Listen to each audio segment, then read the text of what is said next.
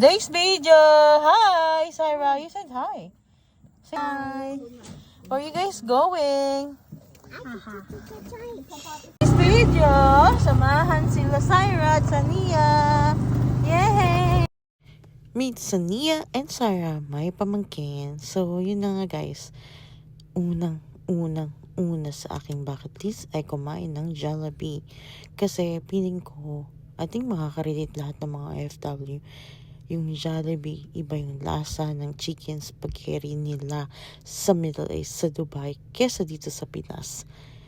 And madalas sinasabi nila, pag uwi ko, kakain ako ng totoong Jollibee. So, ito na nga yun.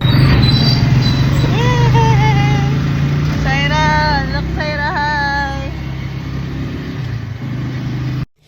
Ito na nga guys, unang umaga ko sa Pinas. Siyempre, sa mga nakalistang gagawin ko, hindi ko makakalimutan yung bisitahin yung tatay ko.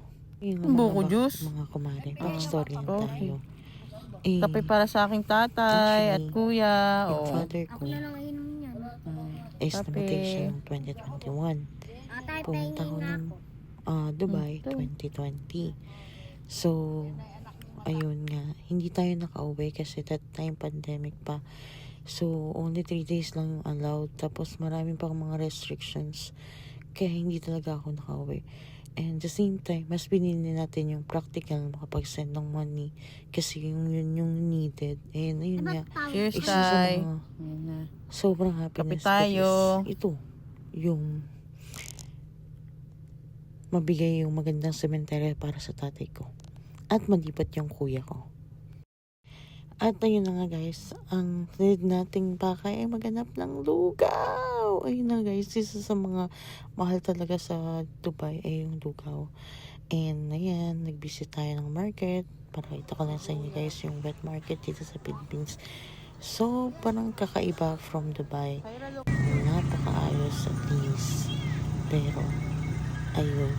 So, marami tayong ganap ng umagang to. And yung next video guys, isa din sa mga rason ba't ako umuwi ng Pilipinas.